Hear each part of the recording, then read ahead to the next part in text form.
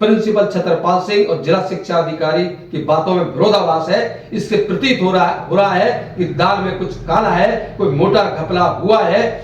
नमस्कार, आप जुड़े हैं मुद्दे की बात में कृष्ण कौशिक के साथ। आज हम आपको राजकीय कन्या आदर्श वरिष्ठ माध्यमिक विद्यालय बल्लभगढ़ के प्रिंसिपल व शिक्षा विभाग में व्याप्त भ्रष्ट तंत्र की 60 गांठ की एक ऐसी तस्वीर दिखाने वाले हैं जिसे सुनकर आपके पैरों तले जमीन खिसक जाएगी।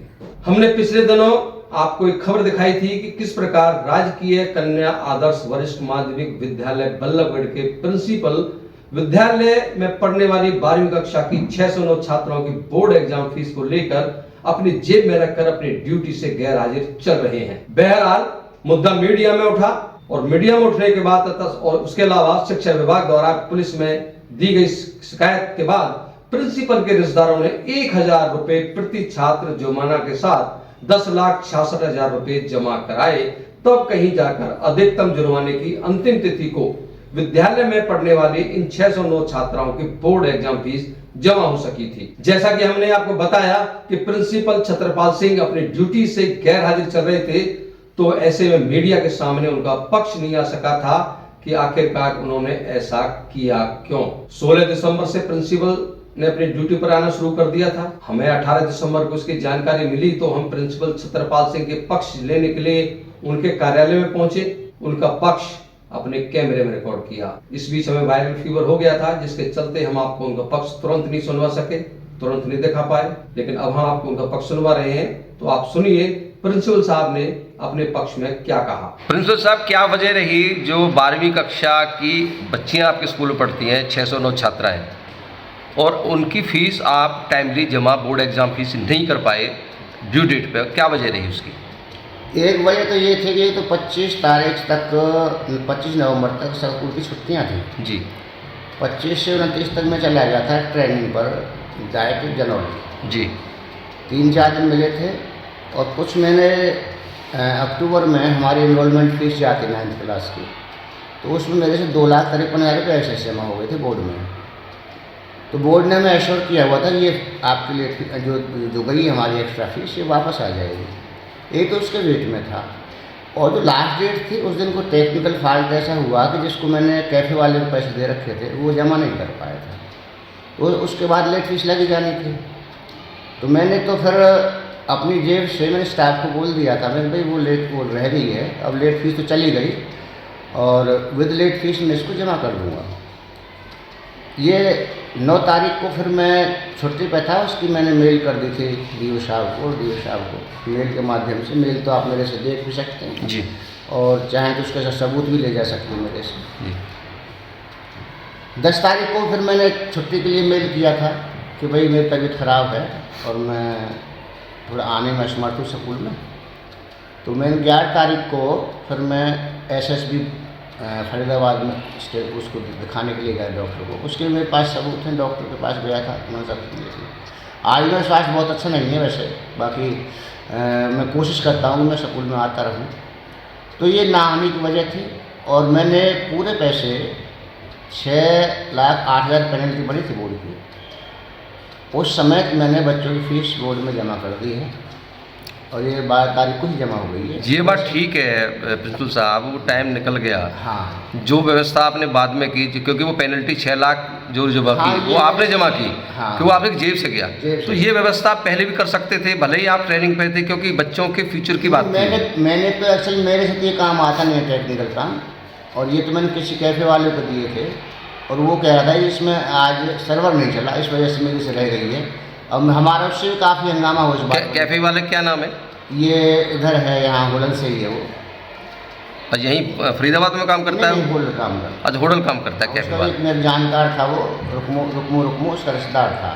अच्छा, किस नाम से कैफ़े उसका? वो पता नहीं, मैं तो एक रुकमू था, उसको दिए थे पैसे, वो मेरे जानकार था। अच्छा, मेरा कैफ़े वाला है, जो लेगा 1,500 में ले लेगा।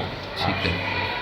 अच्छा, इसमें प्रिंसिपल साहब ये तो एक चैप्टर हो गया क्लोज, क्योंकि आपने लेट फीस, क्योंकि एक पेनल्टी आप पे पड़ी है वो, अब गलतियां जिस भी एंड पे हुआ। अब एक और आरोप आप पे लगे हैं जो इस तरह की, क्योंकि जब हम इसमें सिलसिला शुरू हुआ तो कुछ बातें निकल के आई। जो पूर्व प्रिंसिपल थे अशोक त्यागी, उन्होंने आपकी सैलरी एब्सेंट होने की वजह से होल्ड की हुई थी, तो ये है कि जैसे ही आप प्रिंसिपल बने तो आपने अपनी रुकी सैलरी निकाल ली, इसको लेके क्या कहेंगे? एब्सेंट पीरियड वो तो मेरे सारे सर्विस में चढ़ी हुई है छुट्टियाँ, वो तो इंटेंशनली मेरे साथ काम करते थे। इंटेंसली काम किया था, तो वो डीओ साहब की परमिशन से विड्रॉ हुई थी या आपने खुद विड्रॉ कर ली थी? वो विड्रॉ तो मैंने नियम अनुसार की है, नियम बनते नियम अनुसार की है। अच्छा, वो आप एब्सेंट नहीं थे स्कूल से? एब्सेंट था, छुट्टियाँ लगी हैं ना मेरी। अच्छा, छुट्टियाँ बची हुई थी? छुट्टियाँ बची हुई थी मेरी, तो अर्न लीव कटी हैं सारी। अच्छा अच्छा, नहीं वो एब्सेंट पर क्यों मार्क कर दिया उन्होंने आपका?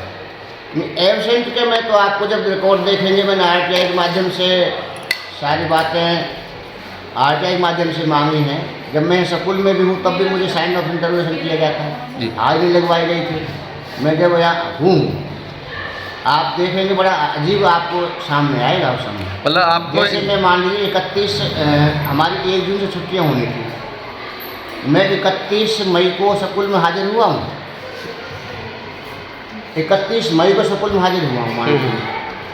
तो इन्होंने जानबूझकर मुझे 31 को ज्वाइन नहीं करवाया ताकि छुट्टियाँ अगली काउंट हो जाएँ छुट्टियों में, क्योंकि नियम है अर्न लीव का।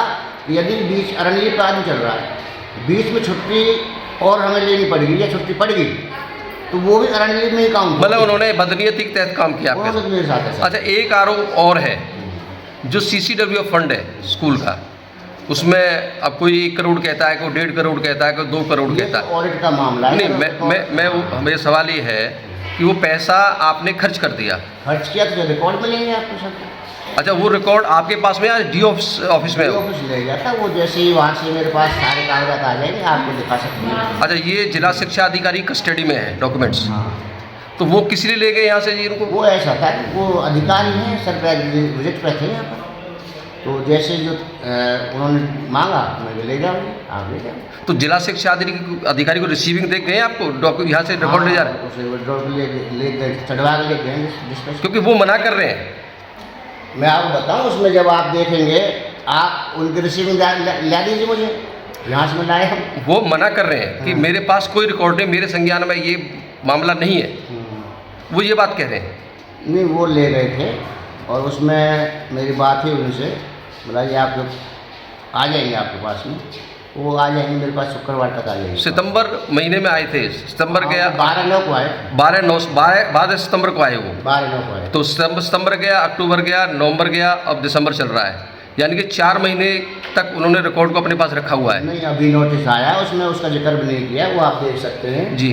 जो लोग केवल यहाँ एब्सेंट मिले थे, ये DO ऑफिस का आदेश है। जी जी, वो मान रहा हूँ मैं क्योंकि जो कहीं मेंशन किया है, आपने खर्च किया, बच्चों के वेलफेयर में खर्च किया, वो लेकिन आरोप लगे हैं। ये आरोप तो ये देखिए, ये निराधार आरोप होते हैं, कई आरोप ये रिकॉर्ड के मामले होते हैं, ऑडिट के मामले होते हैं, और जब प्रिंसिपल रिटायर होगा ना, उसे सारा ऑडिट करवाने के पैसे की उसकी जिम्मेदारी। अच्छा, इन कैश खर्च किया आपने, सारी पेमेंट अकाउंट पे ही से गई है? जिस पार्टी अकाउंट भी दिए हैं, अब मैं कल भी कागज रखवाए थे, वो 2-3 चेक भी थे, कहीं हमने चेक दिए, जैसे बिल का पेमेंट भुगतान किया, बिजली का भुगतान किया, पेमेंट का भुगतान, जो भी कुछ है। अच्छा, कितना पैसा आपको विरासत में मिला पिछला उस फंड में?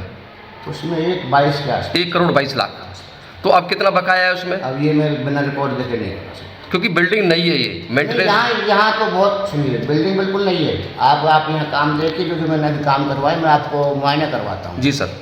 ठीक है, वो एक बार तो आपने वो सही तरीके से खर्च किया है? किया है, सारी रसीदें मिलेंगी, उसके तो मुझे ऑडिट करवाना पड़ेगा, 2 पैसे का ऑडिट देती सरकार। Thank you sir. तो आपने सुना प्रिंसिपल साहब 609 स्कूल की छात्राओं के फीस जमा नहीं किए जाने के पीछे क्या तर्क दे रहे हैं। उनकी ये सब बातें उस बच्चे की तरह हैं जो गलती होने पर अपने को बचाने के लिए तरह तरह की सफाई देता है। प्रिंसिपल साहब बताएं, जो काम बल्लभगढ़ में हो सकता है उसे कराने के लिए आप होडल क्यों लेकर गए, यहाँ से जो 50 किलोमीटर दूर पड़ता है। प्रिंसिपल साहब के खिलाफ जो विभागीय कार्रवाई होनी चाहिए थी वह अभी तक क्यों नहीं हुई। सवाल यह भी है, प्रिंसिपल के खिलाफ जो पुलिस में शिकायत दी गई उस पर भी कार्रवाई अमल में क्यों नहीं लाई गई, क्योंकि मामला सिर्फ यही खत्म नहीं हो जाता है कि उन्होंने जुर्माना राशि देकर 609 छात्राओं की बोर्ड एग्जाम फीस जमा करवा दी है। ये मामला सिर्फ यही समाप्त नहीं हुआ है, बल्कि मामला कुछ आगे भी बढ़ता है, जिस पर कार्रवाई होनी चाहिए। जिला शिक्षा अधिकारी को यह क्यों नहीं दिखाई दिया कि राजकीय कन्या आदर्श वरिष्ठ माध्यमिक विद्यालय बल्लभगढ़ की 609 छात्राएं करीब 1 महीने तक तनाव में रहीं। ये छात्राएं तनाव में रही कि उनके भविष्य का क्या होगा, अब उनकी बोर्ड एग्जाम फीस कैसे जमा होगी, वे बोर्ड की परीक्षा में कैसे बैठेंगी, उनका तो साल बर्बाद हो जाएगा। इस तरह के तनाव में ये छात्राएं रही। साथ ही इन सभी 609 छात्राओं के अभिभावक भी तनाव में रहे, क्योंकि छात्राओं ने समय से अपनी बोर्ड एग्जाम फीस स्कूल में जमा करा दी थी। इस स्कूल की छात्राएं करीब 1 महीने तक तनाव के साए में रहीं। तनाव के चलते इन छात्राओं की पढ़ाई बाधित हुई। इस सब को शिक्षा विभाग कैसे दरकिनार कर सकता है? इस पर प्रिंसिपल साहब के खिलाफ जरूर कार्रवाई होनी चाहिए। वे कार्रवाई बनती है। हमें इस बात की उम्मीद बहुत ही कम है कि जिला शिक्षा अधिकारी साहब प्रिंसिपल साहब के खिलाफ कोई कार्रवाई अमल में लाएंगे। इस बात की उम्मीदें बहुत कम नजर आती हैं। इसलिए हम अपनी इस खबर के माध्यम से NCPCR यानी कि राष्ट्रीय बाल अधिकार संरक्षण आयोग के संज्ञान में सब कुछ ला रहे हैं और आयोग इसे हमारी शिकायत समझे और इस पर कार्रवाई करे। एक प्रिंसिपल के कार्यकलापों के चलते गरीब सामान्य परिवारों की 609 छात्राओं को करीब 1 महीने तक तनाव में रहना पड़ा। इसके लिए प्रिंसिपल साहब के खिलाफ कार्रवाई अमल में होनी चाहिए, जरूर होनी चाहिए, ताकि भविष्य के लिए एक नजीर बने। क्योंकि बच्चों का तनावग्रस्त रहना या रखना अपने आप में एक गंभीर अपराध की श्रेणी में आता है। अपनी अगली कड़ी में हम आपको साथ में उन सवालों की भी चर्चा करेंगे जो हमने प्रिंसिपल साहब से पूछे थे। पहला सवाल था, राजकीय कन्या आदर्श वरिष्ठ माध्यमिक विद्यालय बल्लभगढ़ के पूर्व प्रिंसिपल अशोक त्यागी ने छत्रपाल सिंह, जब वो इस विद्यालय में एक लेक्चरर के तौर पर तैनात थे, लगातार ड्यूटी से गैर हाजिर होने के पर करीब 5-6 महीने की उनकी सैलरी रोक दी थी। अशोक त्यागी के रिटायर होने के बाद छत्रपाल सिंह बतौर प्रिंसिपल पदोन्नत हो गए। उनकी प्रमोशन हो गई। छत्रपाल सिंह की तैनाती बतौर प्रिंसिपल राजकीय कन्या आदर्श वरिष्ठ माध्यमिक स्कूल बल्लभगढ़ में हो गई। छत्रपाल सिंह ने खुद प्रिंसिपल बनने के बाद अपनी रुकी हुई सैलरी निकाल ली। अब जांच इसकी होनी चाहिए कि प्रिंसिपल छत्रपाल सिंह ने अपनी रुकी हुई सैलरी कैसे निकाली। अपने पक्ष में छत्रपाल सिंह कह रहे हैं कि पूर्व प्रिंसिपल अशोक त्यागी ने उनके साथ जानबूझकर ऐसा किया था। उनके ये आरोप है कि उसके स्कूल में हाजिर होने के बावजूद भी अशोक त्यागी हाजिर रजिस्टर में उनकी एब्सेंट लगाते थे। अब आप ही बताइए, ये कोई प्राइवेट शिक्षण संस्थान तो है नहीं जहां पर कोई भी प्रिंसिपल इतनी मनमानी कर सकता है और सामने वाला उस मनमानी को चुपचाप सहता रहेगा, सब कुछ चुपचाप सहता रहेगा और उसकी मनमानी को होने देगा। अगर वास्तव में पूर्व प्रिंसिपल अशोक त्यागी ने वर्तमान प्रिंसिपल और उस वक्त के लेक्चरर छत्रपाल सिंह के साथ ऐसा बर्ताव किया, तो क्या उन्होंने इसकी शिकायत अपने उच्च अधिकारी से की? ये अपने आप में बहुत बड़ा सवाल है। अब इसकी जांच होनी चाहिए कि छत्रपाल सिंह ने प्रिंसिपल के बनने के बाद अपनी जो रुकी सैलरी निकाली है वह वास्तव में उसके हकदार है भी या नहीं। इसके अलावा हमने तीसरा सवाल पूर्व प्रिंसिपल अशोक त्यागी पूछा उनसे कि पूर्व प्रिंसिपल अशोक त्यागी विद्यालय के फंड में 1 करोड़ से ऊपर की राशि छोड़कर गए थे, जिसे आपने प्रिंसिपल बनते हैं नियम के विरुद्ध जाकर खर्च कर दिया। लेकिन प्रिंसिपल छत्रपाल सिंह कह रहे हैं कि उन्होंने नियम के दायरे में ही इस राशि को खर्च किया है, यानी कि वो इस बात को तो मान रहे हैं कि उनके द्वारा यह राशि खर्च की गई है। प्रिंसिपल छत्रपाल सिंह के अनुसार जिला शिक्षा अधिकारी 12 सितंबर 2024 को फंड रिकॉर्ड अपने साथ लेकर चले गए थे। लेकिन जब इस बारे में हमने जिला शिक्षा अधिकारी अजीत सिंह से टेलीफोन पर ये बात पूछी और एक आशंका जताई कि फंड में हेराफेरी हुई है, तो उन्होंने इस बात से इनकार कर दिया और कहा कि उनके संज्ञान में कोई ऐसी बात नहीं है। प्रिंसिपल छत्रपाल सिंह और जिला शिक्षा अधिकारी की बातों में विरोधाभास है। इससे प्रतीत हो रहा है कि दाल में कुछ काला है, कोई मोटा घपला हुआ है। हमारे पास इसको लेकर और भी बहुत कुछ ज्यादा है। अगर हम अब इसकी चर्चा इसी कड़ी में आपके साथ करेंगे तो खबर बहुत लंबी हो जाएगी, इसलिए इसकी चर्चा अपनी अगली खबर में करेंगे। मुद्दे की बात यह है कि प्रिंसिपल के कार्यकलापों के चलते 609 छात्राएं तनाव में रहीं। ऐसे में प्रिंसिपल साहब के खिलाफ कार्रवाई क्यों नहीं? आप जुड़े होते मुद्दे की बात में कृष्ण कौशिक के साथ, आपके साथ अगली कड़ी में इस खबर की नई अपडेट के साथ, घपले के नए खुलासे के साथ, नई जानकारी के साथ और नए महत्वपूर्ण मुद्दों के साथ आपके साथ फिर जुड़ेंगे। हमारे साथ जुड़े रहने के लिए आपका बहुत बहुत धन्यवाद।